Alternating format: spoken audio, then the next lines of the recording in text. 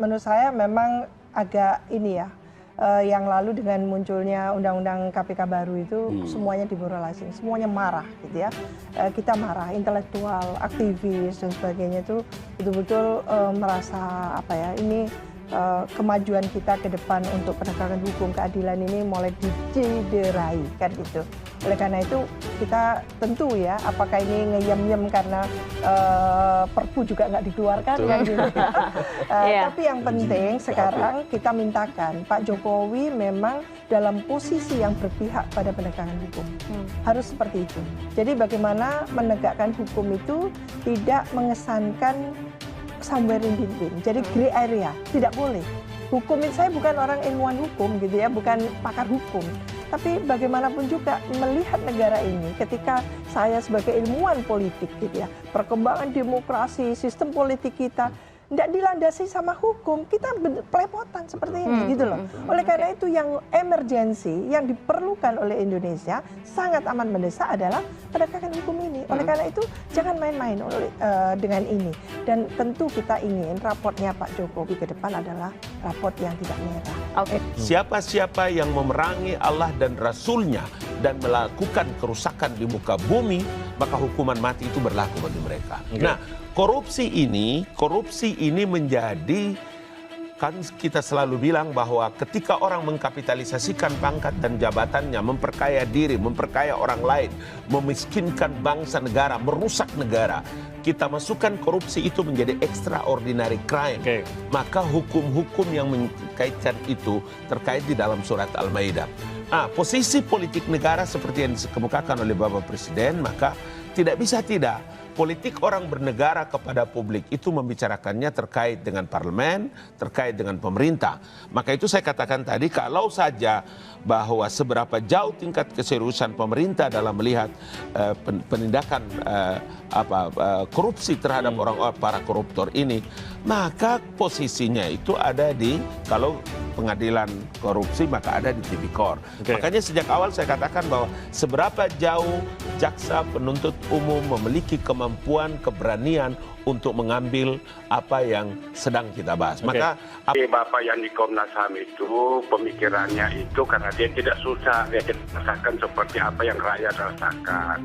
Dan saya minta juga Pak Nabalin kasih tahu Jokowi itu betul-betul konsisten. Kalau bunuh ya bunuh, karena korupsi ini sangat merusakkan rakyat.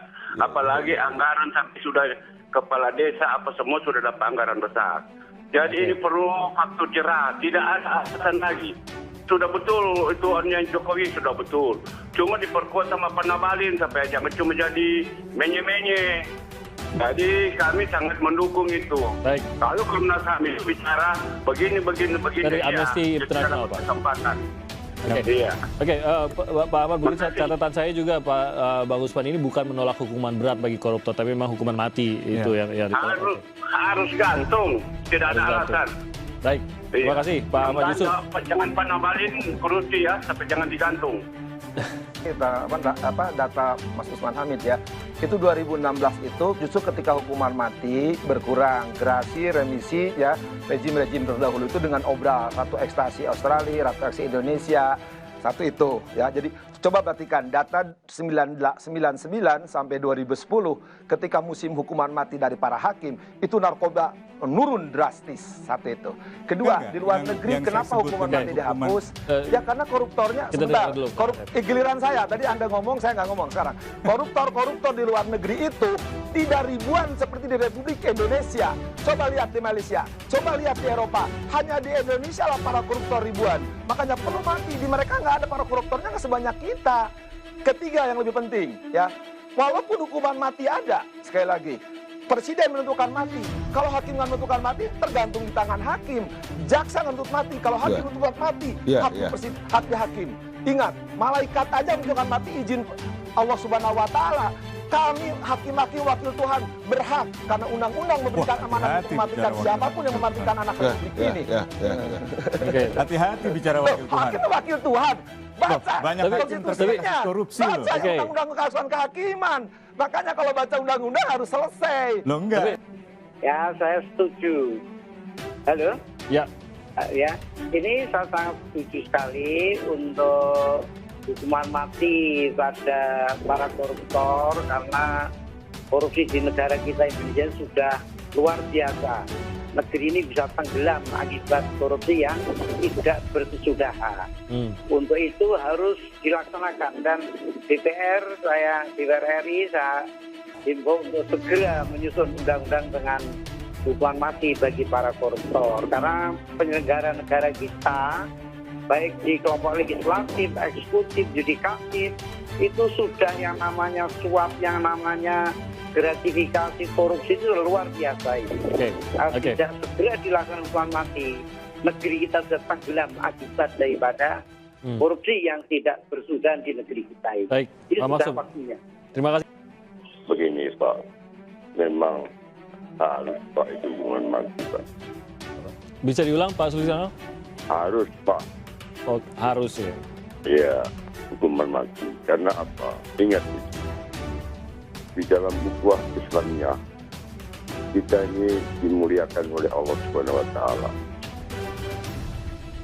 Maaf, Ibu, maaf Indonesia. Apa yang dimaksud dimuliakan oleh Allah Subhanahu wa taala?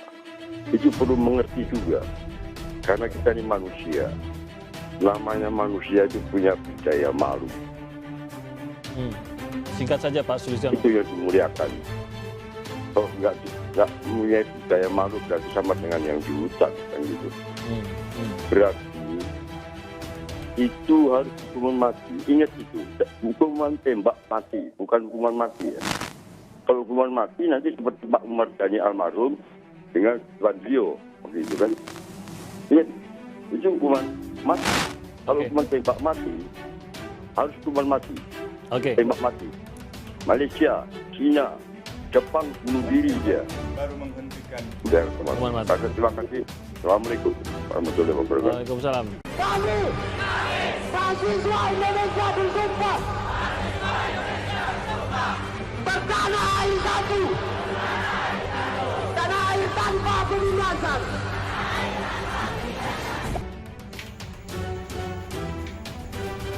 Kasus bansos semakin melebar. Banyak para pejabat negara tersandung di dalamnya. Tangkap dan hukum mati para korupsi bansos. Merasa bersalah ikuti perintah Juliari, Mateus Joko akan bantu KPK ungkap keterlibatan pihak lain.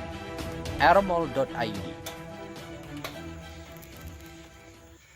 Bekas anak buah Juliari Peter Batubara saat menjabat sebagai Menteri Sosial, Mateus Joko Santoso siap mengungkap keterlibatan pihak-pihak lain dalam kasus korupsi bantuan sosial atau bansos sembako COVID-19 di Kementerian Sosial atau Kemensos 2020. Hal itu disampaikan langsung oleh tim penasihat hukum Joko, Tangguh Setiawan, saat menyampaikan bahwa pihaknya dan Joko menyatakan tidak mengajukan upaya hukum banding atas vonis pidana penjara 9 tahun dan denda sebesar 450 juta rupiah subsidi 6 bulan kurungan. Selaku pejabat pembuat komitmen atau PPK pengadaan bansos sembako COVID-19, Joko juga dijatuhi pidana untuk membayar uang pengganti sebesar 1.560 juta rupiah subsidi 1,5 tahun kurungan.